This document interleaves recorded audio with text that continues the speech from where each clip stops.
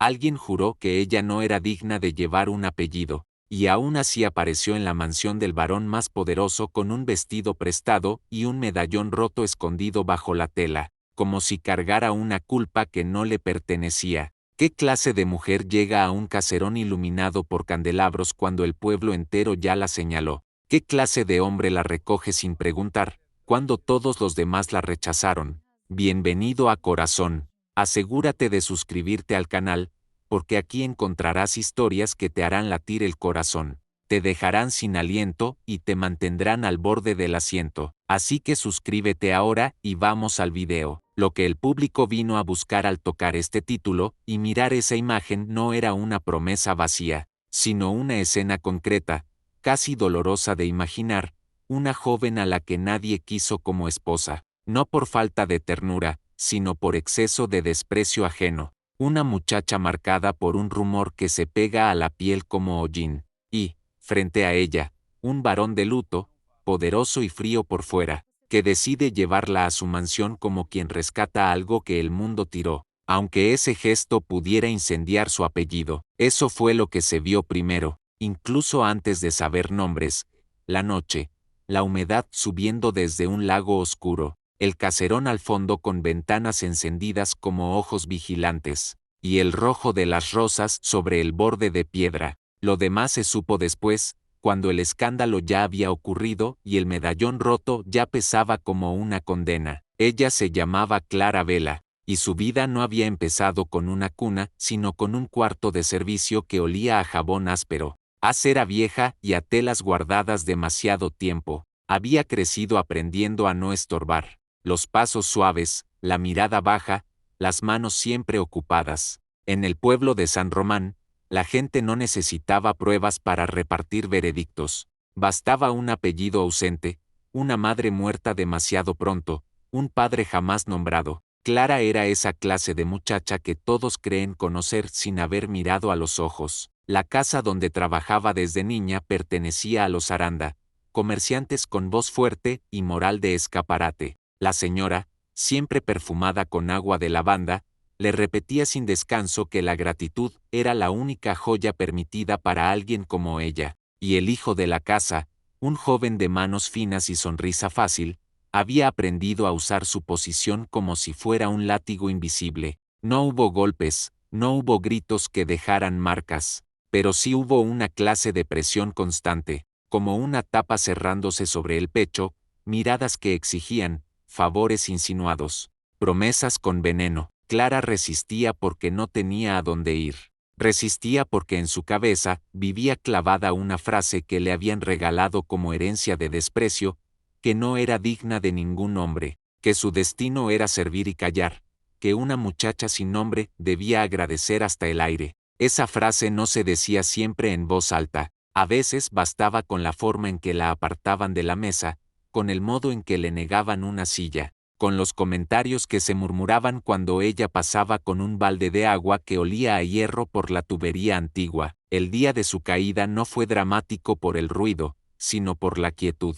Había llovido desde la madrugada y el barro se pegaba a los zapatos como una humillación extra. La plaza olía a tierra mojada, a estiércol reciente de las carretas, a pan recién salido del horno del vecino, y todo eso hacía que el momento pareciera cotidiano, como si la vida siguiera igual aunque alguien estuviera a punto de perderlo todo. La acusación llegó envuelta en solemnidad, con un notario de bigote duro y tinta en los dedos, y con la señora Aranda sosteniendo un pañuelo perfumado contra su boca como si la vergüenza tuviera olor. Se habló de un robo, de una pieza antigua desaparecida del escritorio, de una herencia familiar.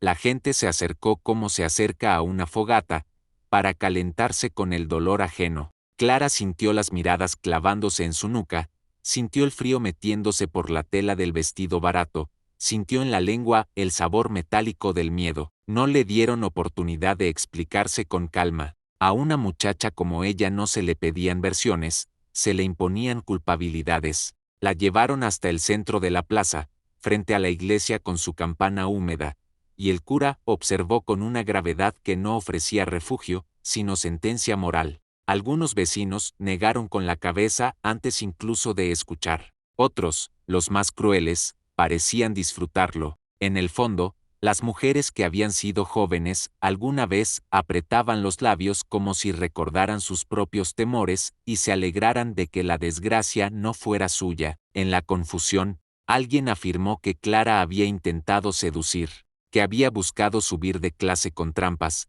que no era material de esposa ni de madre, que una criada con ojos bonitos era siempre una amenaza. Esa mentira, repetida por bocas distintas, sonó para el pueblo como una explicación perfecta. En San Román, la perfección rara vez era verdad, pero siempre era cómoda. Clara llevaba en el cuello, escondido bajo la ropa, un medallón que no era suyo. Lo había encontrado semanas antes, en un rincón del corredor de servicio, entre polvo y telarañas con olor a humedad antigua. Estaba roto por la mitad, como si alguien lo hubiera partido a propósito. Dentro, apenas visible, había una miniatura descolorida y un borde de papel doblado. Clara no lo había mostrado por miedo a que la acusaran de ladrona, incluso por hallarlo. Lo guardó pensando que, tal vez, un día podría devolverlo sin riesgo. Ahora, con la plaza mirándola, sintió que ese metal frío se volvía una piedra ardiente contra su piel. Su expulsión no fue una orden escrita,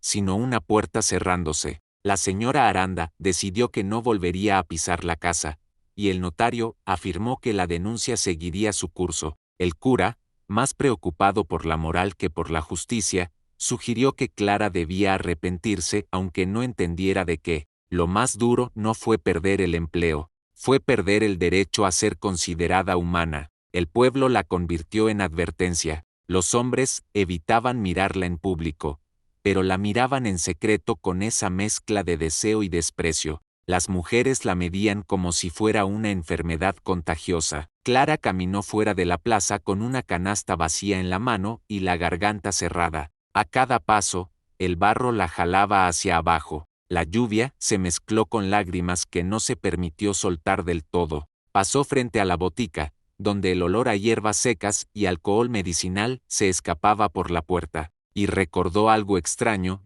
desde hacía semanas. La señora Aranda tomaba una medicina nueva, siempre servida por la misma mano, siempre con un brillo raro en la cucharilla, como si el líquido dejara rastro metálico. Clara no entendía de venenos ni de herencias, pero sí entendía cuando algo se repetía demasiado y con demasiado secreto. Esa noche, sin techo y sin salario, se refugió en un cobertizo junto a los establos de un vecino compasivo que le permitió pasar unas horas sin hacer preguntas. El olor a heno húmedo, a cuero de monturas, a animal cansado, le dio una paz mínima. Aún así, el frío le mordía los dedos. Clara apretó el medallón roto y sintió el borde filoso del metal. Pensó en abrirlo, en leer ese papel doblado. No lo hizo. Tenía miedo de descubrir algo que la hundiera más, o peor, algo que pudiera salvarla y que aún así nadie quisiera creer. En la oscuridad, escuchó a lo lejos las ruedas de un carruaje y el eco de la campana de la iglesia. El pueblo seguía viviendo, como si ella ya fuera un fantasma. Clara entendió entonces que quedarse era morir despacio. La vergüenza ajena la perseguiría hasta en el mercado, hasta en el río, hasta en los caminos. Y si el notario seguía con la denuncia, terminaría en un lugar peor que el cobertizo, un sitio donde la palabra inocencia no existía para alguien de su clase. Al amanecer, la lluvia se volvió una llovizna fina. Clara tomó la decisión con el estómago vacío. No era una decisión heroica, sino desesperada, irse, caminar hacia donde el mapa del pueblo se volvía rumor. Buscar trabajo en las tierras del norte, donde decían que había una mansión junto a un lago y un varón viudo que necesitaba orden y silencio. Había escuchado historias de ese hombre, como se escuchan las leyendas, que su apellido podía cerrar bocas, que su mirada podía detener una pelea, que su dolor era tan grande que prefería la soledad antes que el consuelo. No pensó en amor, no pensó en destino, pensó en sobrevivir. Antes de marcharse, pasó por el borde del río. El agua llevaba hojas y ramas como si arrastrara secretos. Clara se lavó la cara, sintió el frío cortándole la piel, y miró su reflejo quebrado por las ondas. En ese reflejo vio a alguien agotado, con labios pálidos y una determinación temblorosa. Se prometió una cosa simple, casi infantil: seguir respirando aunque nadie la eligiera. La primera jornada fue una marcha de hambre y orgullo. Los caminos olían a barro y a romero aplastado bajo las ruedas. El cielo, gris, parecía una tapa de plomo. Clara avanzó con los zapatos rotos, sintiendo el agua colándose por los bordes. En una bolsa de tela llevaba un trozo de pan duro, una muda vieja y el medallón roto. Nada más. Con cada kilómetro, el pueblo quedaba atrás, pero la frase venenosa seguía dentro, como un murmullo insistente, que no era digna, que nadie la querría, que su lugar era la sombra. En una curva del camino, se cruzó con un grupo de peones que llevaban madera. Ninguno la insultó, pero algunos la miraron con una curiosidad áspera. Clara mantuvo el paso, sin bajar la cabeza. El aire olía a leña fresca, a sudor, a caballo mojado. El mundo seguía siendo duro, pero al menos ya no tenía la plaza como jaula. Cuando el sol finalmente se insinuó entre nubes, Clara sintió el cansancio como una carga sobre los hombros. Se sentó un instante junto a una piedra, y al apoyar la mano en el pecho, sintió el medallón, su peso exacto, su borde quebrado. En ese punto, por primera vez, se permitió pensar que aquel objeto era más que un hallazgo. Tal vez era una llave, tal vez era una trampa, tal vez era lo único que un día podría demostrar que la historia que contaron sobre ella era mentira. En el mismo instante en que se levantó para continuar, el sonido lejano de un carruaje elegante cruzó el aire húmedo. No lo vio aún, pero lo escuchó: ruedas finas, cascos firmes, una prisa contenida. Clara no sabía que ese sonido estaba acercando el título de esta historia a su vida real, como una puerta que se abre sin pedir permiso. En ese momento exacto, cuando sus fuerzas flaquearon y la vergüenza intentó empujarla de vuelta al barro, el destino todavía no le mostró el rostro del varón, pero ya le mostró su sombra. Si esta herida que Clara carga te está apretando el pecho, suscríbete y quédate. Lo que viene no es solo romance, es justicia y un secreto que cambiará todo cuando la mansión abra sus puertas. La ruta al norte era más cruel de lo que cualquier rumor había contado. No era un simple viaje hacia un empleo, era una prueba para medir cuánto puede resistir una persona cuando ya le quitaron la dignidad. Clara caminó 2 días completos, siguiendo caminos donde el viento olía a campo abierto, a humo distante de chimeneas, a estiércol seco, y donde la humedad se le pegaba a la ropa como un recordatorio de que no tenía abrigo suficiente. Durmió bajo un alero abandonado la primera noche. El techo, hecho de tejas mal colocadas, dejaba pasar gotas que caían con paciencia sobre la tierra. Cada gota sonaba como un reloj. Clara se envolvió con su chal gastado, sintió el temblor en las rodillas y la punzada en los pies. No lloró, no porque no doliera, sino porque había aprendido que llorar cansa más que caminar. En la mañana siguiente, encontró una posada pequeña a la orilla del camino. El olor a sopa rala y a cebolla cocida salió a su encuentro como una promesa. Clara se acercó con la misma cautela con la que se acerca alguien a una puerta donde podrían volver a echarla. La mujer que atendía la miró de arriba a abajo, midiendo la tela húmeda, los zapatos gastados, el cabello oscuro pegado a la frente por la llovizna. Clara ofreció trabajar a cambio de un plato, lavó platos con agua fría que olía a grasa vieja, barrió el piso donde se mezclaban cenizas y barro, y recibió al final un cuenco caliente que le devolvió un poco de vida. Mientras comía, escuchó conversaciones ajenas. Se hablaba del barón de Valdavia, dueño de una mansión junto al lago y de tierras que parecían no terminar. Se decía que era viudo, que desde la muerte de su esposa había reducido visitas, que solo trataba con su mayordomo y con el capataz. Se mencionaba un niño, heredero del apellido, y una casa que, pese a su riqueza, se había quedado sin risa. Se decía también que había una institutriz severa, una mujer de moral afilada que controlaba la casa como si fuera su reino. Clara escuchó esas palabras con el estómago aún vacío de futuro. Una casa sin risa y con una mujer severa no sonaba como refugio, pero sonaba como oportunidad. Y en su situación, la diferencia entre peligro y oportunidad era apenas un hilo. Volvió al camino con la garganta caliente por la sopa y el cuerpo todavía pesado. A media tarde, el cielo se abrió apenas y una luz pálida se deslizó por los campos. El paisaje cambió poco a poco, árboles más altos, cercas mejor cuidadas, caminos más firmes. Clara empezó a ver carruajes elegantes cruzando a lo lejos y peones con ropa más limpia. El aire olía a madera cortada, a establo bien atendido, a hierbas aromáticas creciendo cerca de los cercos. Era como si la riqueza se percibiera incluso sin verla. En el tercer día, el cansancio empezó a jugarle trampas. Los sonidos se volvían lejanos, como si caminara dentro de una campana de cristal. A ratos le zumbaban los oídos. A ratos, el medallón contra su piel parecía más frío de lo normal. Clara se detuvo junto a un tronco caído y lo sacó por primera vez en plena luz del día. El metal estaba partido con violencia, y en el borde se notaban pequeñas marcas, como si alguien lo hubiera forzado con herramienta. Ese detalle le despertó una inquietud difícil de nombrar. No era un objeto que se rompiera por accidente, era un objeto que se había roto para ocultar algo. Clara lo abrió apenas, con dedos temblorosos, y vio el pedazo de papel doblado con una letra diminuta manchada por el tiempo. No alcanzó a leerlo completo, pero distinguió un nombre y una fecha. El nombre no era el suyo, era un apellido conocido en San Román, y eso le heló la nuca. Cerró el medallón de inmediato, como si hubiera tocado fuego. El viento movió el chal y le trajo olor a lago, un olor fresco, mineral, mezclado con hojas húmedas. Eso significaba que estaba cerca. En la última curva del camino apareció la primera señal visible de la propiedad de Valdavia, un portón de hierro oscuro, alto, con puntas finas como lanzas, y un escudo tallado en piedra a un lado. El escudo tenía un símbolo que Clara no entendió del todo, pero que imponía respeto, como si dijera que allí las decisiones no las tomaba el pueblo,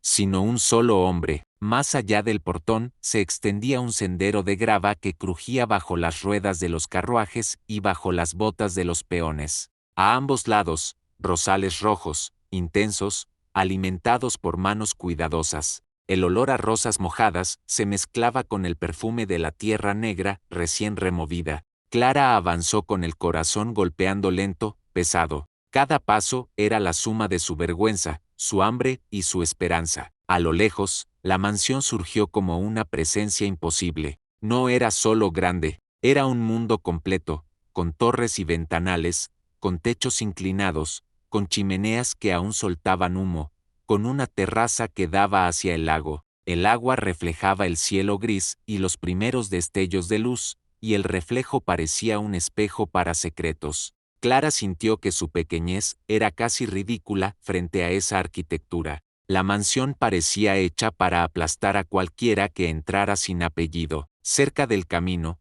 un grupo de peones descargaba sacos de grano. El sonido del grano cayendo era como lluvia seca. El capataz, un hombre de hombros anchos y manos agrietadas, la vio acercarse. Su mirada no fue cruel, pero sí desconfiada, como quien ha visto llegar mentiras disfrazadas de necesidad.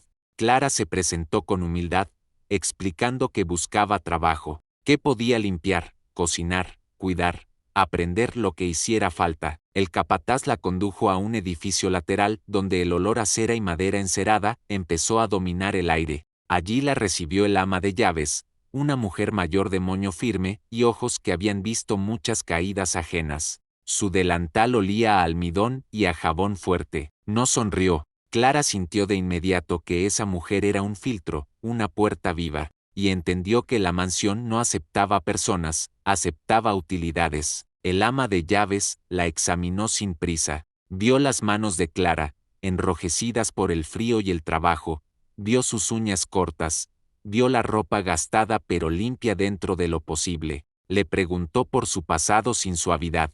Clara contestó con cuidado, usando el estilo de quien sabe que una palabra puede condenarla. Dijo que venía de San Román, que su empleo se había perdido por acusaciones injustas, que necesitaba comenzar de nuevo y que estaba dispuesta a trabajar sin descanso. La mujer escuchó y no mostró compasión inmediata. Le impuso una prueba, limpiar una sala de tránsito que nadie quería limpiar, donde la lluvia había dejado barro en las esquinas y donde la chimenea había llenado de hollín las repisas. Clara aceptó sin discutir. Entró con un cubo de agua que olía a metal por la cubeta, con un trapo áspero, con una escoba pesada. Frotó hasta que los dedos le ardieron. Cada movimiento era una plegaria silenciosa. El polvo se le metió en la garganta. La cera vieja en el suelo se mezcló con agua y barro, formando una pasta pegajosa que parecía la metáfora de su propia vida. Mientras trabajaba, escuchó pasos en el pasillo principal. No eran pasos apresurados, sino medidos, como si cada sonido fuera calculado. Clara no levantó la vista de inmediato, pero sintió la presencia de alguien que no pertenecía al servicio. El aire pareció enfriarse. El ama de llaves se enderezó. Incluso el capataz, que había vuelto a mirar, adoptó una postura distinta. La mansión tenía un dueño, y ese dueño estaba cerca. Clara levantó la mirada apenas si lo vio. El barón de Valdavia no parecía un hombre joven, pero tampoco un anciano. Su cabello oscuro tenía sombras de canas. Su rostro estaba marcado por una tristeza que no pedía lástima, sino silencio. Vestía de negro con detalles sobrios, y el olor a cuero fino y tabaco suave flotaba alrededor, mezclado con el aroma de leña encendida. Sus ojos no eran violentos, eran firmes, como si se hubieran acostumbrado a decidir sin explicaciones. Clara sintió un miedo antiguo subirle por la garganta. No era miedo a golpes, era miedo a ser vista y juzgada de inmediato, miedo a que el poder volviera a cerrarle una puerta sin permitirle respirar. Se preparó para el desprecio, se preparó para ese gesto de repulsión que tantos habían usado, se preparó para escuchar, sin escucharlo, que no era digna. Pero ocurrió algo distinto. El varón observó la sala, vio el esfuerzo, vio el hollín en las manos de Clara, y su expresión no se torció con burla. Hubo una pausa, corta pero pesada, y en esa pausa Clara entendió que él no estaba interesado en humillarla frente a nadie. La mansión podía ser una jaula de normas, pero el dueño no necesitaba gritar para imponer. Su autoridad era el silencio. El ama de llaves informó lo básico, que la joven pedía empleo, que venía sin recomendación, que traía una historia incómoda. El varón escuchó sin apuro. Su mirada se detuvo un instante en el cuello de Clara, como si hubiera notado un bulto bajo la tela, algo que no pertenecía a la piel. Clara llevó la mano al pecho por reflejo, protegiendo el medallón roto como si fuera un secreto vivo. La decisión llegó sin ceremonia. El varón permitió que se quedara de manera provisional, bajo condiciones estrictas, y dejó claro que la casa no toleraba escándalos. No hubo ternura explícita, pero tampoco hubo la crueldad que Clara esperaba. Para una mujer rechazada por todos, esa ausencia de humillación se sintió como el primer trago de agua limpia después de un largo camino. Esa noche le asignaron un cuarto pequeño en la zona de servicio. Olía a madera vieja y a sábanas lavadas con jabón fuerte. Por la ventana se veía el lago oscuro, inmóvil, como una superficie que guarda secretos sin devolverlos. Clara se sentó en el borde de la cama y respiró. La mansión no era hogar. Todavía no, pero al menos era techo. Cuando apagaron las lámparas del pasillo, Clara sacó el medallón roto a la luz mínima de una vela. El metal reflejó un brillo frío. Ella abrió con cuidado el compartimento y esta vez leyó un poco más del papel doblado. Había frases incompletas, nombres que parecían conectados a la herencia de alguien, y una mención extraña a una medicina y a una dosis, como si alguien hubiera estado debilitando a otra persona con paciencia, gota a gota, cuchara a cuchara, hasta fabricar una incapacidad conveniente. Clara sintió que el estómago se le cerraba. Si ese papel era real, si ese medallón pertenecía a alguien de la casa Aranda o de los círculos del notario,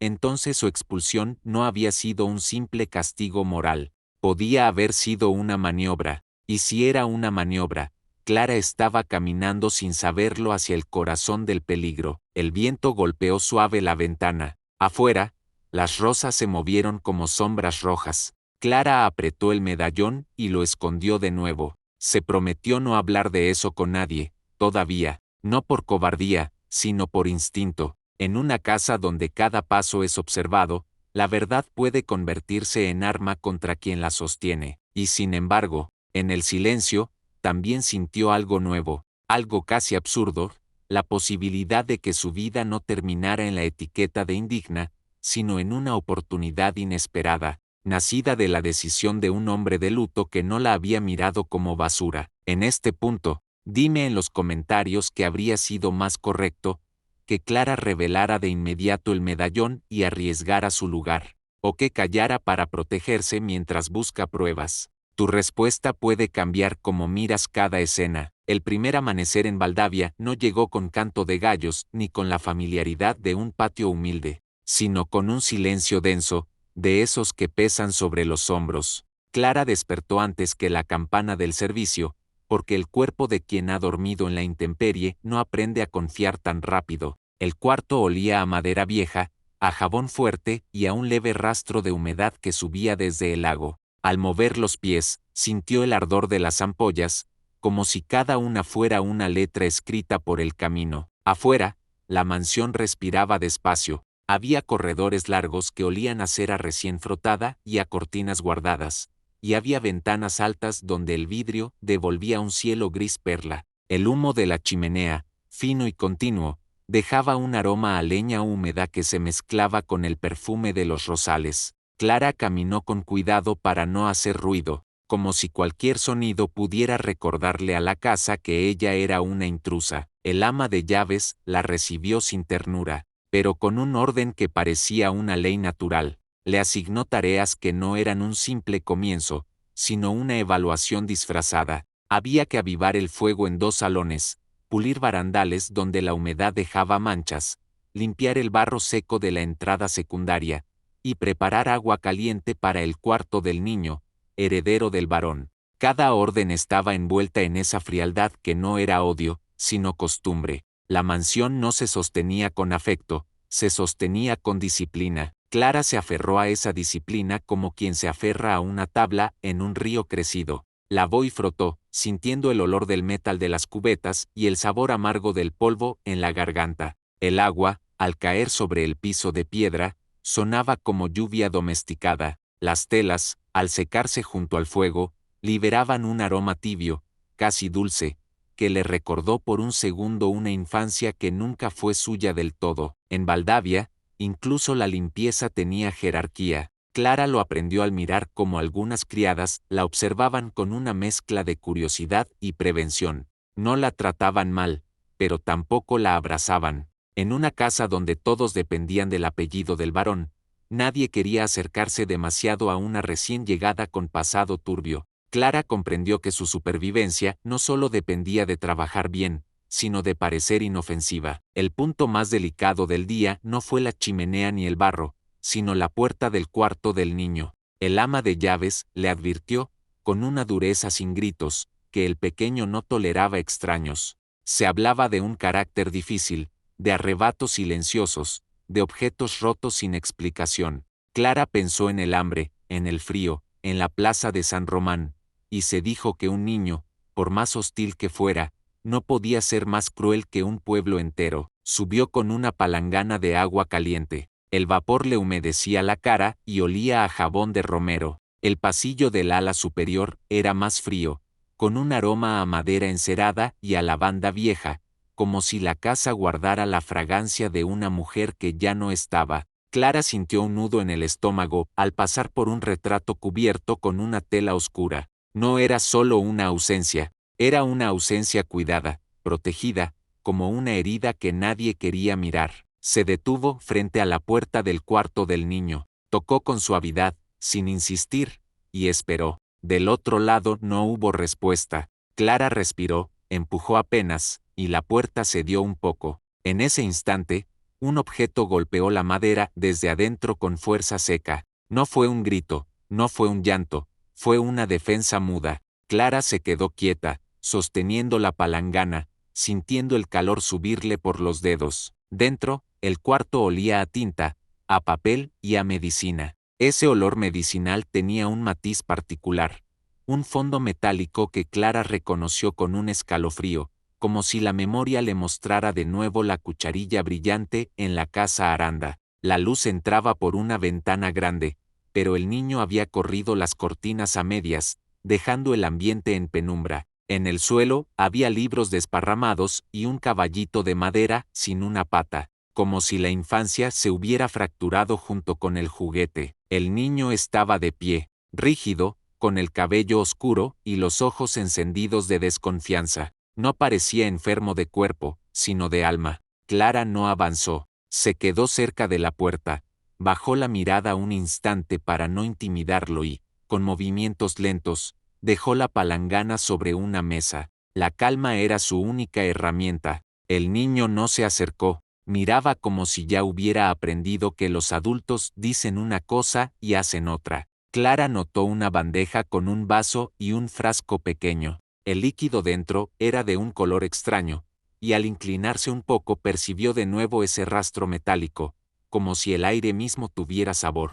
La inquietud le apretó el pecho. No era solo una casa de luto, era una casa donde la medicina podía ser cadena. Clara se obligó a no reaccionar. No podía permitirse mostrar sospechas. Aún así, observó, el frasco tenía una etiqueta escrita a mano, con tinta negra y letra cuidada. No alcanzó a leerlo completo, pero vio una fecha reciente y un nombre de boticario. Recordó el papel dentro del medallón, la mención a dosis y a incapacidad.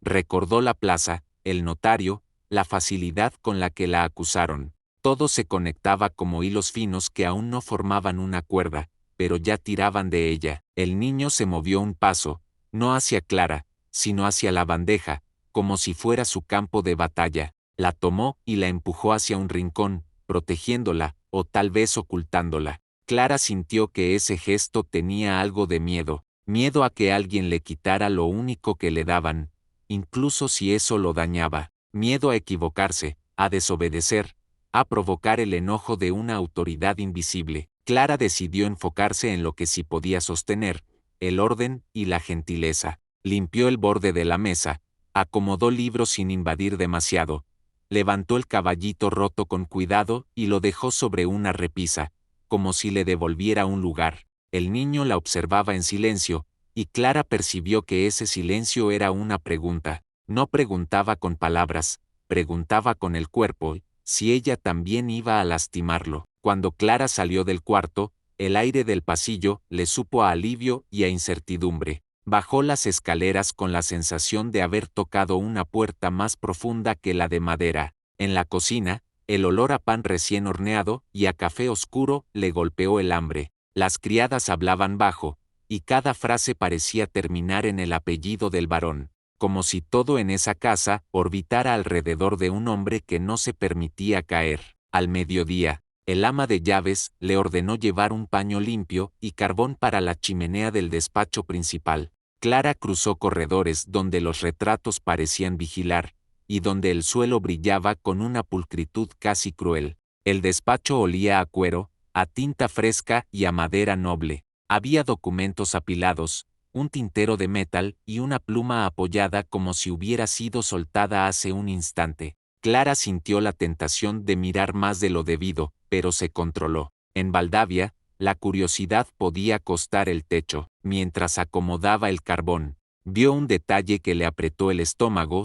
En una esquina del escritorio, semi-escondida bajo un libro pesado, asomaba la punta de una carta. Era un papel más grueso, de los que se usan para asuntos legales, y estaba sellado con cera oscura. Clara no lo tocó, pero el simple hecho de verlo encendió en su memoria el medallón, el papel doblado, el nombre y la fecha. Era como si la mansión le estuviera mostrando pistas sin querer. En ese momento, escuchó pasos. No eran pasos de servicio, eran los mismos pasos medidos del día anterior. Clara se giró con el paño en la mano, sintiendo el pulso en las sienes. El barón de Valdavia entró al despacho con el rostro serio, y el aroma a tabaco suave y lluvia en la lana lo acompañó como una sombra. Llevaba en la mirada un cansancio que no era sueño, era duelo. Clara bajó la cabeza, esperando una corrección, un reproche por estar allí. Sin embargo, él no buscó humillarla. La observó con una atención breve, casi clínica, como si midiera no su belleza, sino su disposición a no romper la calma de la casa. El ama de llaves había hablado de ella, era evidente, porque el varón preguntó por su trabajo de modo indirecto, como quien no pregunta para saber, sino para confirmar. Clara respondió con respeto, cuidando cada gesto. Sintió que en ese despacho el aire era más pesado, cargado de decisiones y silencios.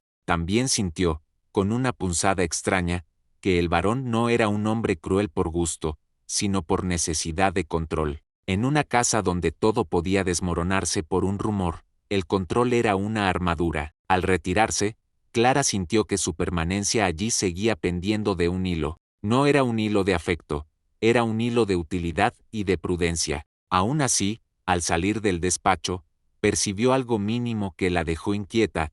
El varón había mirado, apenas un instante, hacia su cuello, como si hubiera notado el peso escondido bajo la tela. No dijo nada. Ese silencio fue peor que una pregunta, porque el silencio podía ser sospecha o podía ser intuición. La tarde se llenó de tareas menores, pero la mente de Clara no descansó. En cada cubeta de agua vio reflejos metálicos. En cada frasco de la alacena imaginó etiquetas con fechas. En cada paso por el pasillo del niño olió medicina y recordó el papel dentro del medallón. La mansión parecía hermosa, incluso majestuosa, pero Clara empezaba a comprender que la belleza también podía ser una máscara. Al caer la noche, el lago devolvió un brillo oscuro. Las lámparas encendidas en el salón principal parecían flotar como luciérnagas atrapadas en vidrio. Clara regresó a su cuarto con el cuerpo cansado y el corazón alerta. Sacó el medallón, lo sostuvo bajo la luz temblorosa de la vela, y sintió el borde roto como una advertencia. Si ese objeto estaba conectado con la herencia, con la medicina y con las cartas selladas, entonces ella no solo buscaba trabajo, estaba caminando dentro de un misterio que podía devorarla. Hay un secreto en esta mansión que solo se revela a quienes llegan rotos, como ese medallón. Si quieres enterarte antes que nadie de cada pista, suscríbete y quédate, porque lo que Clara descubra cambiará todo lo que creías. En Valdavia, el tiempo no se medía por relojes, sino por reglas. Clara lo comprendió al cuarto día, cuando el orden se volvió más específico, más exigente, como si la casa hubiese decidido probarla en zonas donde el corazón suele fallar. El amanecer olía a pan tostado y a carbón apagado. El suelo estaba frío, la piedra guardaba humedad, y cada corredor tenía ese brillo pulido que no dejaba lugar para tropiezos. Clara caminaba con la espalda recta, no por orgullo, sino por instinto de defensa. En una casa de poder, la postura podía ser interpretada como sumisión o desafío. Ese día conoció de cerca a la institutriz, Elvira Montel. No apareció como un personaje escandaloso, sino como una presencia que imponía sin levantar la voz. Su vestido era oscuro, su cuello alto, su peinado tan firme como una norma. El olor a tinta y a perfume seco la acompañaba, y su mirada era de esas que pesan sobre la conciencia ajena. Clara sintió de inmediato que Elvira no estaba allí para enseñar letras solamente, sino para custodiar el relato que la mansión debía mostrar al mundo. Elvira observó a Clara con una calma que no era neutral, era cálculo. No preguntó por su nombre con amabilidad, lo registró como se registra una variable incómoda. Clara sintió el impulso de justificarse, de explicar su expulsión de San Román, de prometer que no traía problemas. Se contuvo. En Valdavia, explicar demasiado era como admitir culpa. La institutriz se desplazó hacia el ala del niño con el paso de quien se sabe necesaria. Clara la siguió a distancia, llevando sábanas limpias y un cesto de ropa. El pasillo superior estaba más frío que abajo. Las ventanas dejaban entrar un aire con olor a lago y hojas mojadas. En la puerta del cuarto del niño, Elvira se detuvo, y Clara notó un detalle inquietante.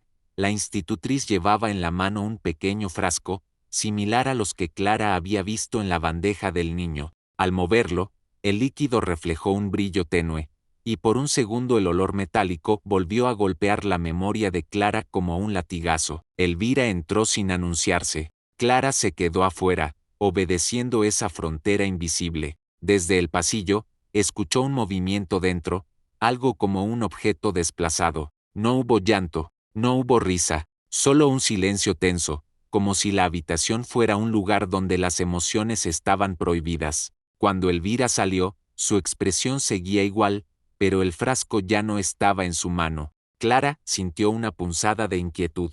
No era una prueba, era un patrón. A mediodía, el ama de llaves pidió a Clara que acompañara al niño al jardín interno, porque el varón había permitido un breve paseo para que el pequeño tomara aire. Clara sintió que esa tarea era una oportunidad y un riesgo. La mansión olía a cera en los corredores y a humedad en las escaleras que daban al patio. Al abrirse la puerta al jardín, el olor de las rosas se mezcló con el de la tierra negra, y el aire fresco le humedeció los ojos. El niño salió con pasos cautelosos. Llevaba una chaqueta demasiado abotonada, como si lo vistieran para contenerlo. Miraba el suelo más que el cielo. Clara caminó a su lado sin invadir.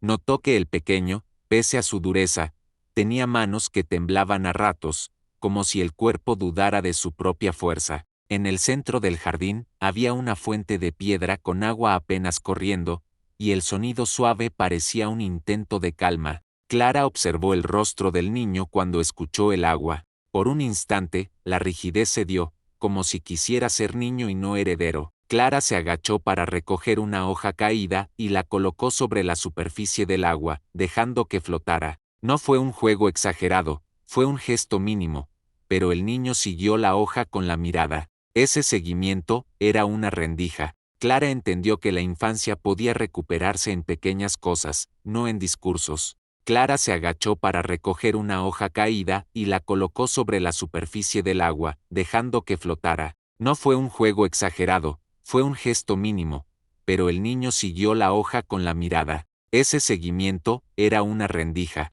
Clara entendió que la infancia podía recuperarse en pequeñas cosas, no en discursos. En el mismo jardín, desde una galería lateral, el varón observaba. Clara lo notó por el reflejo de una ventana, más que por verlo directo. Estaba de pie, inmóvil, con la sombra de luto pegada al cuerpo. Su rostro no mostraba ternura abierta, pero sí una atención silenciosa, como si llevara años mirando a su hijo sin saber cómo acercarse. Clara sintió que ese hombre, pese a su poder, estaba atrapado en una culpa antigua. Elvira también observaba, pero desde otro lugar, con una postura distinta. No era mirada de padre, era mirada de guardiana. Clara sintió el peso de ese juicio, incluso sin oírlo. Comprendió que cualquier vínculo con el niño sería interpretado como intromisión, y cualquier gesto amable podría convertirse en arma contra ella. En casas así, el cariño se sospecha. Más tarde,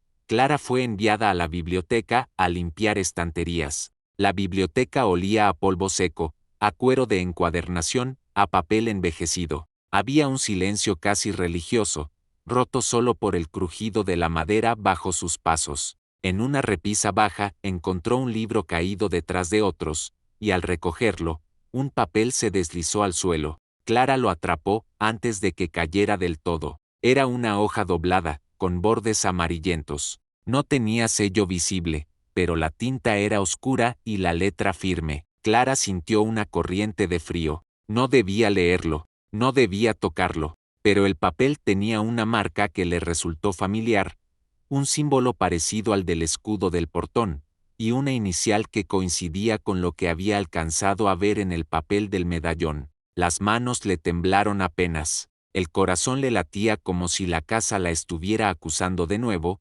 solo por existir en el lugar equivocado. En ese instante, escuchó pasos cercanos. Clara guardó la hoja entre las páginas del libro con rapidez y lo devolvió a la repisa, intentando parecer tranquila. El ama de llaves apareció en la entrada, con el rostro serio. Le indicó que el varón requería que la sala de música estuviera lista para recibir a un visitante importante, el notario de la región, un hombre con influencia y lengua afilada, el mismo tipo de figura que en San Román había pronunciado su caída como sentencia. Clara sintió un golpe interno, no por el notario en sí, sino por lo que representaba, la ley al servicio del apellido. Si ese notario era parte de la red que la expulsó, o si estaba conectado con la medicina y la herencia, entonces Valdavia no era solo un lugar de trabajo, era un tablero donde ella era una pieza pequeña, fácil de sacrificar. El salón de música olía a barniz y a flores frescas. Las cortinas pesadas retenían un aroma antiguo, como si hubieran absorbido años de reuniones. Clara limpió la superficie del piano con un paño suave, sintiendo el frío del barniz bajo la palma. Afuera, la tarde se iba tornando azul. El sonido de los carruajes anunciaba visitas, y en el aire, como una nota invisible, flotaba la tensión. El notario llegó con sombrero oscuro y guantes impecables. Su presencia trajo un olor a tinta, a cuero y a lluvia. Clara no lo conocía de rostro, pero reconoció la especie de mirada, la mirada que calcula ventajas antes de mirar personas. El varón lo recibió con cortesía rígida. Elvira apareció también, como si su lugar natural fuera estar cerca cuando se hablaba de asuntos importantes. Clara, en cambio, debía ser invisible. Mientras servía té, Clara escuchó fragmentos indirectos, no palabras exactas, sino el tono con el que se hablaba de documentos,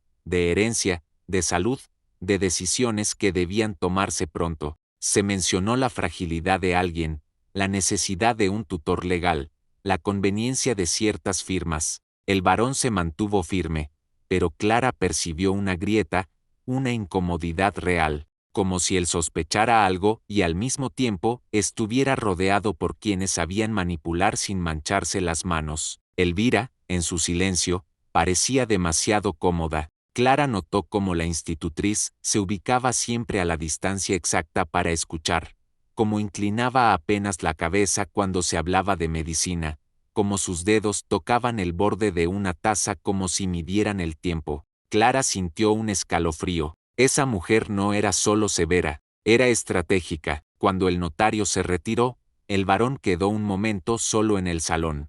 Clara, aún con la bandeja en las manos, vio cómo él se apoyaba en el respaldo de una silla, como si el cuerpo pesara más que la ropa. El aire olía a té, a cera y a un leve rastro de tabaco. Clara sintió un impulso extraño, no de consolarlo, sino de reconocer su humanidad. Pero en esa casa, la humanidad podía ser considerada insolencia. Aún así, algo ocurrió. No fue un gesto grande, fue un detalle mínimo que, para alguien como Clara, significaba un mundo. Al varón se le cayó un papel del interior de su chaqueta al moverse. Clara lo vio deslizarse al suelo. Se agachó con rapidez para recogerlo antes de que se manchara con polvo. Al levantarlo, vio un sello parcial y una fecha parecida a la del medallón. El corazón le golpeó las costillas. Clara extendió el papel hacia el varón sin mirar demasiado. Él lo tomó, y por un instante sus dedos rozaron los de ella. Fue un contacto breve, respetuoso, casi accidental, pero en ese roce hubo algo que no era deseo ni provocación, sino reconocimiento, la existencia del otro en medio del frío. Clara sintió que el varón la miraba con una atención distinta, como si en el fondo supiera que ella no era una amenaza, sino una presencia limpia en un lugar lleno de estrategias. Esa mirada no fue promesa, fue duda, y la duda, en un hombre de poder, podía ser el comienzo de una decisión. Esa noche, Clara regresó al ala del servicio con el cuerpo cansado y la mente incendiada. El medallón en su pecho parecía más pesado, la carta en la biblioteca, el papel que cayó del varón, el frasco que Elvira llevaba, el olor metálico en la habitación del niño, todo empezaba a formar un mapa peligroso. Clara se sentó en su cama y escuchó la mansión, los crujidos de la madera, el viento rozando las ventanas, el eco lejano del lago. Sintió que no estaba sola, aunque no hubiera nadie en el cuarto. Estaba acompañada por secretos. Sacó el medallón, lo abrió con cuidado, y volvió a mirar el papel doblado. Había líneas que hablaban de debilidad inducida, de control de firma, de herencia asegurada. Clara no entendía todos los términos, pero entendía la intención, fabricar una incapacidad para controlar un destino. Y entonces miró hacia la ventana y pensó en el niño, heredero frágil no por cuerpo, sino por vigilancia. Pensó en el varón, poderoso y aún así rodeado por manos que podían acercarle una cucharilla brillante. Clara entendió que su vida, la de la muchacha rechazada por el pueblo, podía estar conectada con algo mucho más grande, algo que explicaría por qué la acusaron con tanta rapidez, algo que explicaría por qué el medallón estaba roto a propósito, algo que explicaría por qué la medicina olía a metal, y en medio de esa comprensión, sintió miedo, sí, pero también una chispa de dignidad nueva, no la dignidad que el pueblo otorga, sino la que nace cuando una persona decide no dejarse borrar. Si alguna vez te hicieron sentir que no era suficiente,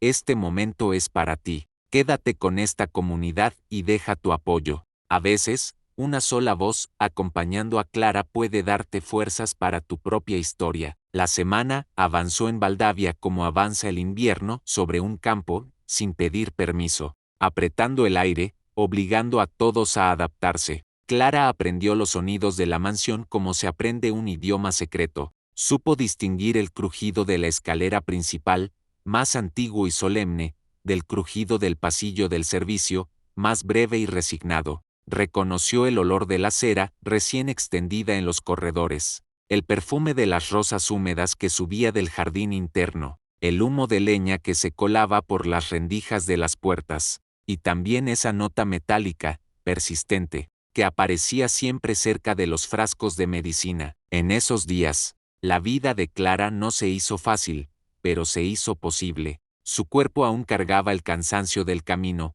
con músculos que ardían al final de la tarde y dedos que se abrían en pequeñas grietas por el agua fría. Sin embargo, la mansión le ofrecía algo que el pueblo le había negado, una rutina que no la escupía al centro de la plaza. En Valdavia, la crueldad era más silenciosa, más refinada, y por eso mismo más peligrosa, pero al menos no era una multitud. El ama de llaves, con su moño firme y su delantal almidonado, empezó a reconocer en Clara una clase de fuerza que no se improvisa. No se lo dijo con ternura, porque esa mujer parecía hecha de disciplina, pero le asignó tareas menos humillantes. Le permitió acercarse más a la cocina principal, donde el pan olía a hogar y el caldo a promesa. Le encargó revisar la ropa blanca, doblar sábanas con olor a jabón de romero, y también, de manera cada vez más frecuente, ocuparse del cuarto del niño. El pequeño,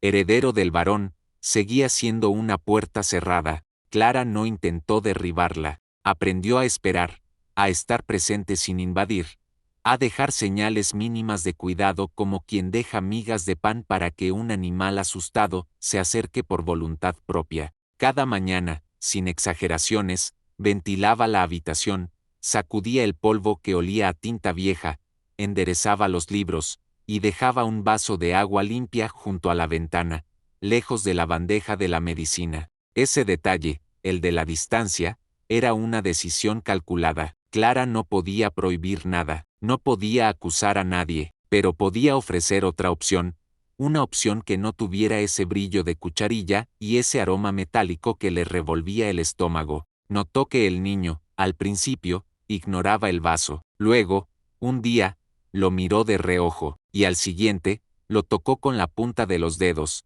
como si el agua también pudiera traicionarlo. La institutriz Elvira Montel no se apartaba. Su presencia era constante, como una sombra que aprende a vivir pegada al cuerpo. Observaba el cuarto del niño con una vigilancia que no parecía educación, sino control. Cada vez que Clara entraba, Elvira aparecía en algún punto del corredor, con un libro bajo el brazo, con su perfume seco y su mirada que no concedía. Clara aprendió a sentirla incluso sin verla, como se siente el frío antes de que caiga la noche. Aún así, el vínculo con el niño empezó a formarse por debajo de esas miradas. Una tarde, Clara encontró el caballito de madera roto en el suelo, con la misma pata ausente, y vio que el niño lo sostenía con rabia muda, como si quisiera castigarlo por no ser perfecto. Clara no se apuró, se sentó en el borde de una silla, manteniendo distancia, y tomó un trozo de tela y un hilo de su bolsillo de costura. Sin decir nada,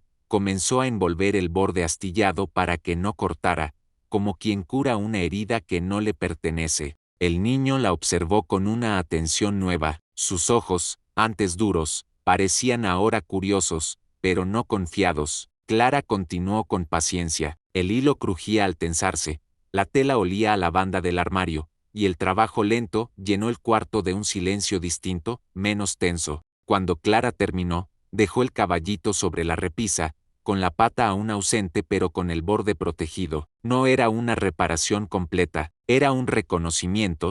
Lo roto podía seguir existiendo sin ser castigado. En los días siguientes, el niño empezó a esperar esos gestos. No los pedía, simplemente dejaba caer objetos cerca, como si pusiera a prueba si Clara los ignoraría o los cuidaría. Un lápiz mordido, una hoja arrugada con manchas de tinta, un libro abierto por la mitad. Clara respondía siempre igual, con calma y constancia, y en esa constancia, el niño encontró algo que su mundo rígido le había negado, una presencia que no exigía nada a cambio. Mientras tanto, el barón de Valdavia seguía siendo una figura distante, pero no ciega. Clara lo veía a veces al final del día, cruzando los pasillos con su olor a tabaco suave y lana húmeda, con el rostro marcado por un luto que no se quitaba ni con el fuego de la chimenea. Había noches en que la mansión parecía inclinarse hacia su tristeza, las lámparas ardían con una luz amarillenta, y el reflejo del lago en las ventanas parecía una mano oscura tocando el vidrio. El barón no hablaba con Clara, no de manera directa ni familiar, pero ella notaba su mirada en momentos breves, una mirada que no buscaba su cuerpo, sino su efecto en la casa, como si él, que había perdido la risa, estuviera midiendo si alguien podía devolverla sin romper el orden. Una tarde de lluvia fina, el niño tuvo un episodio extraño. No fue una fiebre evidente, pero sí un mareo que lo dejó pálido, con los labios fríos y los ojos vidriosos. El olor metálico en el cuarto se intensificó, como si el aire se hubiera llenado de monedas mojadas. El niño, aferrado al borde de la cama, parecía luchar por mantenerse firme. Elvira llegó con rapidez, con su frasco y su precisión, y el ama de llaves corrió a pedir agua caliente. Clara sintió un impulso de intervenir, pero se contuvo. Observó, vio la cucharilla, vio el brillo, vio el gesto de Elvira, demasiado seguro, demasiado acostumbrado. Vio también el miedo en los ojos del niño, un miedo que no parecía solo al mareo, sino a la obligación. Clara se movió con cuidado hacia la ventana y la abrió para dejar entrar aire fresco con olor a hojas mojadas. Luego, sin dramatismo, acercó el vaso de agua limpia que ella dejaba cada mañana, ofreciéndolo como alternativa silenciosa. El niño miró el vaso, luego miró la cucharilla. La duda le cruzó la cara como una nube. Elvira se tensó, y ese pequeño cambio en su postura fue suficiente para que Clara comprendiera algo importante. La institutriz no solo quería curar, quería decidir. Clara no dijo nada, se mantuvo en su rol, pero el niño, en un gesto mínimo, tomó el vaso de agua y bebió un sorbo. Fue apenas un sorbo, pero fue una elección. El momento se quebró cuando el varón entró al cuarto. Su presencia llenó el espacio como un cambio de presión. El olor a lluvia y cuero lo acompañó, y sus ojos se posaron primero en el niño, luego en Elvira, luego en Clara. No hubo escándalo, no hubo gritos, solo una intensidad muda. El varón se acercó al borde de la cama, tocó la frente del pequeño, con la mano, y la expresión de su rostro mostró una preocupación real, escondida bajo la dureza. Clara vio algo que casi nadie vería.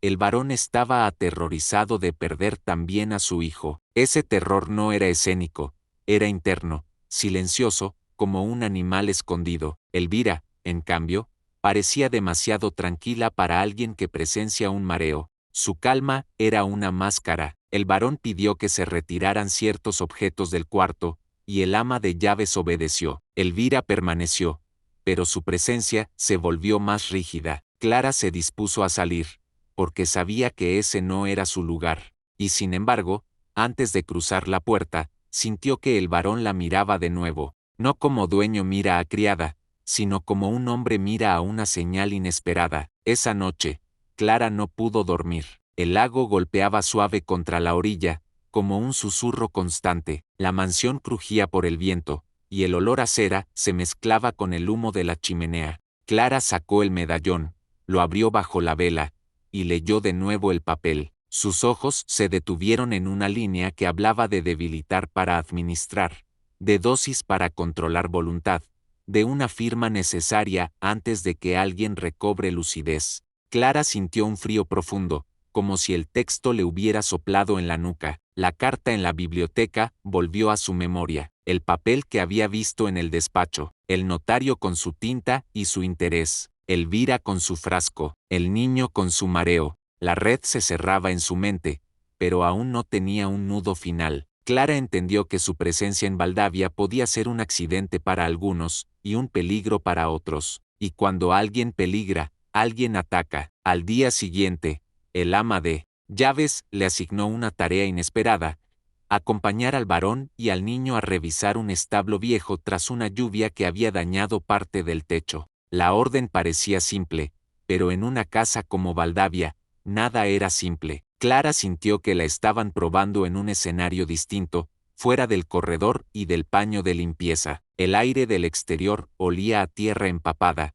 a madera mojada, a heno húmedo. El lago estaba gris, con una piel de plata oscura. Caminar junto al varón fue como caminar junto a una pared de piedra que respira. Él avanzaba con paso firme, con la capa oscura moviéndose por el viento. El niño caminaba a su lado, más callado que nunca, con los dedos metidos en los bolsillos. Clara iba detrás, cargando una manta y una lámpara de aceite por si el cielo se cerraba de nuevo. En el establo, el techo tenía una grieta por donde caían gotas constantes. El sonido era hipnótico y triste. Un caballo nervioso golpeaba el suelo con la pezuña, y el olor a animal y cuero llenaba el aire. El varón se acercó a revisar una viga, y el niño, por primera vez, se animó a tocar el costado del caballo con cautela. El animal se inquietó y dio un paso brusco. El niño retrocedió con un sobresalto, y su pie resbaló en el barro. Clara reaccionó antes de pensar. Se adelantó,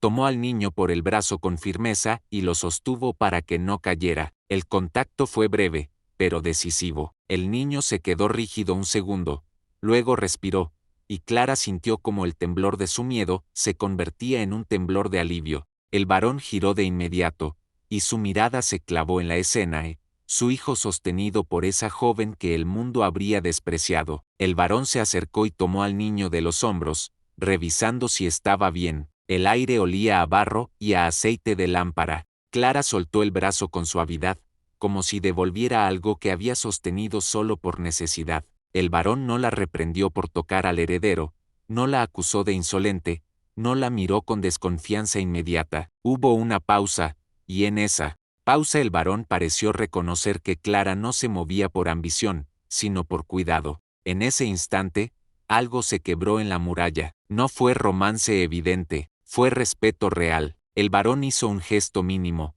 acercando la manta hacia el niño y, al hacerlo, también la colocó un instante sobre los hombros de Clara, porque el viento húmedo la estaba calando. No fue un gesto íntimo ni provocador, fue un gesto de humanidad, casi involuntario. Clara sintió el peso de la tela, el olor a lluvia en la lana, y una emoción silenciosa le subió al pecho. Nadie la cubría desde hacía años, nadie pensaba en su frío. El niño, aún temblando, miró a Clara con algo parecido a una confianza tímida. No era cariño aún, era permiso, permiso para existir cerca, sin ser atacada. En el regreso a la mansión, el lago parecía más oscuro, las rosas se inclinaban por el viento. Clara caminaba con la manta en el brazo, sintiendo que el mundo había girado apenas unos grados. Sin embargo, también sintió una amenaza creciendo como sombra detrás de esa pequeña victoria. Elvira los esperaba en la entrada, con su postura perfecta y su mirada fija.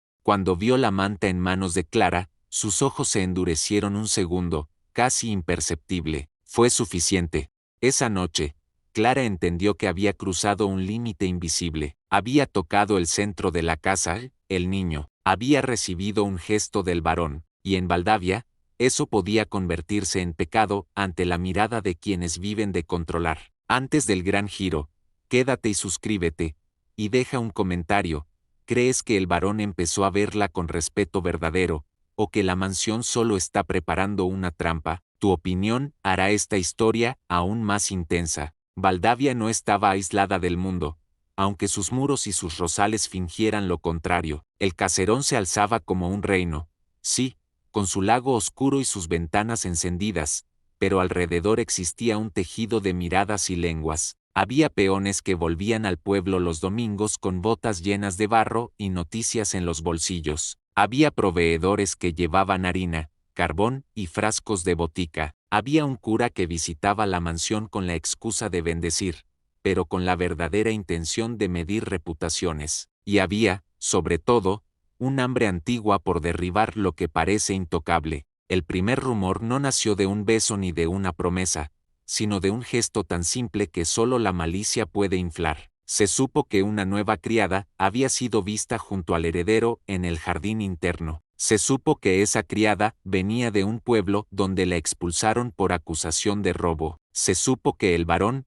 viudo y poderoso, la había permitido quedarse, y en el mundo rígido del siglo XIX, donde el apellido era más sagrado que la verdad, esas 3 piezas bastaron para armar una historia venenosa. La noticia llegó a la mansión como llega el frío, por rendijas. El ama de llaves lo notó en el modo en que los proveedores preguntaban de más, en el modo en que los peones bajaban la voz cuando Clara pasaba, en el modo en que la cocinera apretaba los labios como si quisiera protegerla y al mismo tiempo protegerse. El aire en la cocina olía a cebolla y a humo, pero también olía a nervios. Clara sintió el cambio en la forma en que la miraban, no todos con desprecio, pero sí con esa curiosidad que vuelve a una persona un objeto, y lo más peligroso no era que la miraran, sino que empezaran a inventar lo que no sabían, porque cuando el pueblo inventa, la justicia suele llegar tarde y mal. Elvira Montel aprovechó esa corriente como quien aprovecha el viento para encender una vela. Su estrategia no era el ataque frontal,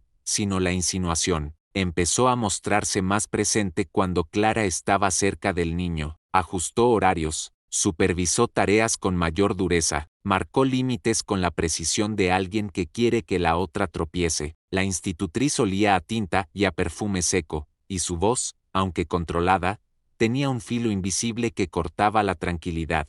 El varón, por su parte, se volvió más silencioso aún. La mansión parecía medir cada movimiento del dueño. En el despacho, el olor a cuero y tinta se mezclaba con papeles nuevos. Había reuniones con el capataz, con un administrador, con hombres que traían cuentas y documentos. Clara, al pasar con bandejas o paños, escuchaba tonos tensos, pausas largas, y ese sonido particular de la pluma sobre papel que suena como una cadena escribiéndose. El niño tuvo días mejores y días peores. Algunos días salía al jardín y seguía con la mirada una hoja sobre el agua de la fuente. Otros días se encerraba de nuevo, como si el mundo le pesara demasiado. Clara notó que esos días peores coincidían con la insistencia de ciertos frascos, con la presencia más constante de Elvira, con la visita ocasional de un boticario que llegaba con cajas que olían a alcohol y hierbas secas. Una tarde,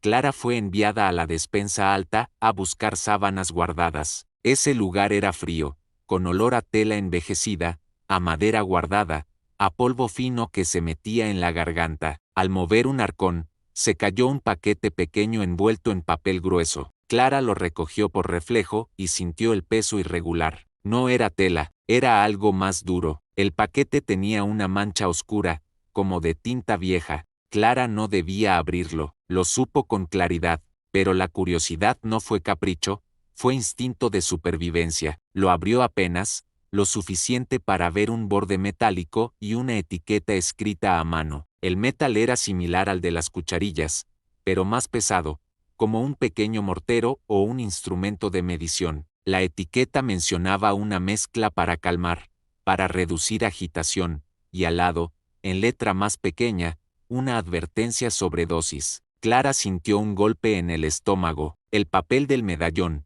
la palabra dosis, la idea de incapacidad fabricada, todo volvió como ola. Guardó el paquete de inmediato, devolviéndolo al arcón con manos temblorosas. El polvo le raspaba la garganta. Bajó las escaleras con el corazón desbocado y el oído atento. No podía acusar sin pruebas. No podía siquiera decir que había visto algo. En casas de poder, la prueba no vale si el poder decide negarla. Esa noche, el varón recibió una visita que Clara no esperaba.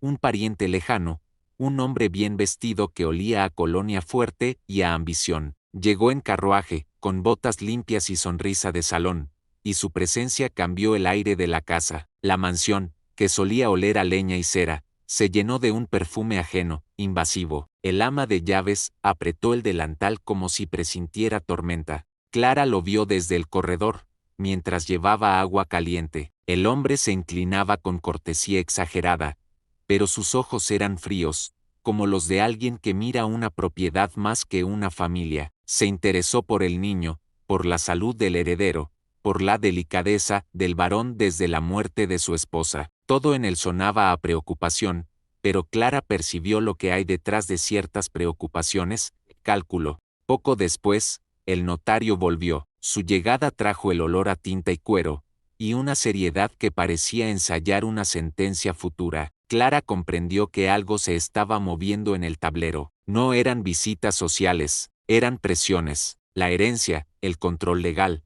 la salud del niño, el luto del varón. Todo estaba siendo rodeado. La tensión no tardó en filtrarse al personal. Los peones comentaban que el pueblo hablaba de la criada nueva y el varón, que el cura fruncía el ceño en sus sermones, que algunas señoras decían que la mansión se estaba manchando. En la cocina, el cuchillo golpeando la tabla sonaba más fuerte, como si la madera también estuviera nerviosa. En los pasillos, las lámparas parecían alumbrar menos, como si la luz tuviera miedo. Clara empezó a sentir un tipo de soledad diferente. No era la soledad de la calle, sino la soledad de estar rodeada de gente que teme por su propio lugar. Solo el niño, con su manera silenciosa de acercarse, parecía darle una razón para resistir. Una noche, el pequeño dejó el caballito de madera en el borde de la puerta, como si se lo ofreciera sin mirarla. Ese gesto, tan pequeño, le apretó la garganta a Clara más que cualquier discurso. El varón, por su parte, comenzó a observar con más atención los detalles. Clara lo notó cuando lo vio detenerse frente a la bandeja de medicina del niño, mirando la etiqueta con el ceño apenas fruncido. Lo notó cuando lo vio revisar papeles con más cuidado, como si buscara una grieta en lo que le presentaban. Lo notó cuando, en una tarde fría, pidió que el boticario explicara ciertas mezclas y ciertas dosis con mayor precisión. El varón no era ingenuo, solo había estado herido y cansado, y el cansancio, a veces, permite que otros gobiernen. Elvira se dio cuenta de ese cambio. Su control empezó a tensarse, se volvió más severa con el niño, más rígida con el horario, más insistente con los frascos. Su calma se hizo menos natural. Clara percibió, en instantes mínimos, una prisa disfrazada, como si Elvira supiera que el tiempo se estaba acabando para conseguir algo. En el pueblo, el cura intensificó sus visitas. Llegaba con olor a incienso y a libro viejo, con manos limpias y mirada inquisidora. Bendecía habitaciones, pero también preguntaba. Hablaba de moral, de orden, de tentaciones. Clara, al cruzarlo en un corredor, sintió la misma frialdad que sintió en la plaza de San Román. No era un hombre de compasión, era un hombre de vigilancia, y cuando la vigilancia se instala, la verdad se vuelve secundaria. Un domingo, mientras la misa sonaba a lo lejos con campanas húmedas, un mensajero trajo una carta para el varón. El sello era oficial, el papel era grueso. El ama de llaves la recibió con manos firmes, pero Clara notó una sombra de preocupación en su rostro. La carta olía a tinta fresca y a ciudad, un olor distinto del campo. Esa carta no traía buenos deseos, traía amenaza. El varón la leyó en su despacho, y por un rato la mansión pareció contener la respiración. Luego, la puerta se cerró y el silencio se volvió más pesado. Clara, desde el corredor, sintió que el aire se espesaba como antes de una tormenta eléctrica. No supo el contenido exacto, pero supo su naturaleza. El mundo exterior estaba llamando a la puerta para reclamar algo. Más tarde, el capataz murmuró que había presiones legales por la tutela del heredero, que el notario y el pariente ambicioso querían asegurar decisiones por el bien de la familia. Clara entendió entonces que la medicina, la incapacidad fabricada, el control de firma, todo apuntaba a lo mismo, tomar el futuro del niño y la propiedad del varón bajo la apariencia de protección. Y en medio de esa guerra de papeles, Clara era el eslabón más fácil de romper. Una criada sin apellido, con reputación manchada, era la excusa perfecta. Podían acusarla de seducir, de robar, de manipular al niño. Podían expulsarla y, al hacerlo, cortar un vínculo que estaba debilitando el control de Elvira. Esa noche, el varón caminó por el corredor del ala superior y se detuvo frente a la puerta del cuarto del niño. Clara estaba dentro, ordenando libros, dejando aire fresco entrar por la ventana. El olor a lago y a papel se mezclaba con el de jabón de romero. El varón observó la escena un instante. Vio al niño más tranquilo, sentado con un libro, sin esa rigidez absoluta. Vio a Clara moverse con cuidado, como si cada gesto fuera una promesa de no dañar. El varón no dijo nada, pero se quedó más tiempo del habitual. Ese silencio largo no era indiferencia, era decisión en construcción. Clara sintió que el peso de la casa se inclinaba. Si el varón elegía confiar en ella, estaría desafiando al pueblo, al cura, al notario y a su propio apellido. Si no confiaba, Clara sería expulsada y el niño volvería a quedar solo con frascos y control. A la mañana siguiente, las rosas del jardín amanecieron cubiertas de gotas. El aire olía a tierra limpia, pero la mansión olía a conflicto. Clara caminó hacia la cocina con el medallón oculto en el pecho, sintiendo su borde roto como una cuenta regresiva. Sabía que el escándalo ya estaba en marcha. Lo único que faltaba era el momento en que alguien lo haría estallar dentro de esos muros. La tormenta no cayó de golpe. Se anunció con señales pequeñas, como se anuncian las desgracias que quieren parecer inevitables. En la mansión de Valdavia, las lámparas comenzaron a arder con una llama más baja, como si la luz también temiera. El aire se volvió más frío en los corredores, y el lago, visto desde los ventanales, dejó de reflejar el cielo para reflejar una oscuridad compacta, casi aceitosa. Las rosas del jardín, cargadas de humedad, se inclinaban como cabezas cansadas. Clara siguió trabajando como si el orden fuera un escudo. Sus manos se movían con la precisión de quien sabe que cualquier error será usado como prueba de indignidad. La cera sobre los muebles, el paño sobre la madera, el agua tibia con olor a romero, todo era parte de una rutina que la mantenía en pie. Sin embargo, por dentro, el miedo ya había cambiado de forma. Ya no era el miedo del hambre o del techo perdido, era un miedo más agudo. El miedo de haber comprendido demasiado y no tener cómo decirlo. En el ala del niño, los síntomas se repetían con una frecuencia que no podía ser casual. No siempre había mareos visibles, pero sí había una fatiga extraña, una mirada que se perdía como si el pensamiento se alejara. Clara lo notaba en los dedos del pequeño, a veces torpes, a veces temblorosos, como si la voluntad tuviera peso. Lo notaba en el modo en que el niño se quedaba quieto frente a la ventana, mirando el agua del lago sin verla, y, sobre todo, lo notaba en el olor. Ese rastro metálico, como de cuchara vieja y moneda mojada, que aparecía justo después de ciertas visitas y justo antes de ciertas noches largas. Elvira Montel se volvió más insistente con la protección. Su presencia en el cuarto del niño era constante, su vigilancia más cerrada. A veces entraba con un frasco, a veces salía con otro. Su perfume seco se mezclaba con el aroma medicinal y creaba una sensación de encierro, como si el aire estuviera diseñado para obedecerla. Clara aprendió a leer los gestos mínimos, la forma en que Elvira apretaba la tapa del frasco, la manera en que observaba el rostro del niño después de cada cucharilla, el leve brillo de satisfacción que se le escapaba cuando el pequeño quedaba más dócil, menos capaz de discutir.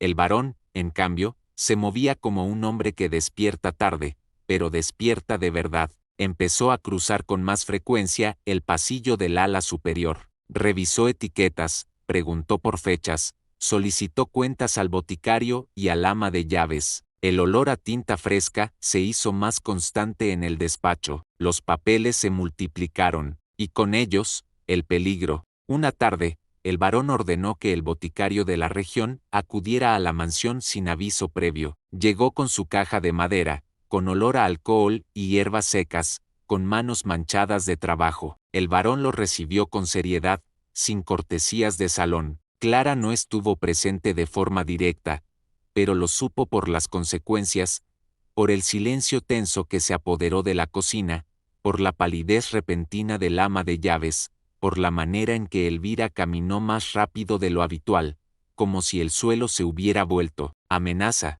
El boticario salió del despacho con la mirada baja. El varón quedó adentro más tiempo del normal, y cuando por fin la puerta se abrió, el rostro del dueño de Valdavia se veía más duro, pero también más claro. En sus ojos había una conclusión que aún no podía pronunciarse en voz alta. Esa noche, el niño tuvo otro episodio. El aire del cuarto estaba pesado, con un olor medicinal que ya no podía ocultarse bajo la banda. El pequeño se sentó en la cama y llevó una mano al borde del colchón, como si necesitara anclarse al mundo. Clara estaba allí, acomodando libros, y vio cómo el niño apretaba los labios para no mostrar debilidad. La debilidad, en esa casa, parecía castigada. Elvira entró con un frasco. La etiqueta, escrita en tinta negra, tenía una fecha reciente. El líquido dentro reflejó un brillo tenue. Clara sintió un frío en la espalda. El niño miró el frasco, luego miró la ventana, como si quisiera escapar por el vidrio. Elvira se movió con precisión, como quien realiza un ritual. Fue entonces cuando el varón apareció en el umbral. Su presencia detuvo el aire. El olor a lluvia en la lana y a tabaco suave se mezcló con el aroma metálico, y por un instante esa mezcla pareció un símbolo, duelo y veneno compartiendo habitación. El varón avanzó con paso firme, se acercó a la bandeja y tomó el frasco sin brusquedad, pero sin permiso implícito. Elvira se quedó inmóvil, y en ese inmovilismo hubo una grieta de miedo. El varón no hizo un escándalo, no humilló, observó la etiqueta, olió el líquido con cuidado, y su mirada se endureció aún más. Luego, con una calma que asustaba, pidió que el boticario fuera llamado de inmediato otra vez, y que ningún frasco se administrara sin su presencia. Elvira intentó sostener su postura, pero Clara vio lo que el varón probablemente también vio, una rigidez que ya no era disciplina, era resistencia a perder control. El niño, al ver esa escena, respiró distinto. No fue alegría, fue alivio. Clara sintió que el pequeño, por primera vez, se permitía creer que alguien lo cuidaba de verdad. Más tarde, cuando el cuarto quedó en silencio, el varón se sentó junto a la cama del niño. Su mano, grande y firme, sostuvo la del pequeño con un gesto que no era teatral. Era un gesto aprendido tarde. El varón miró al niño como si le pidiera perdón sin decirlo, como si admitiera que había delegado demasiado en manos ajenas por culpa de su dolor. Clara permaneció a un lado, lista para retirarse, pero el varón la llamó de manera indirecta, pidiéndole que se quedara cerca esa noche, que vigilara el sueño del niño, que avisara ante cualquier cambio. La orden fue sobria, sin ternura explícita, pero para Clara significó algo enorme: confianza. Fue allí, en esa habitación con olor a papel y lago, donde el giro romántico nació sin discursos.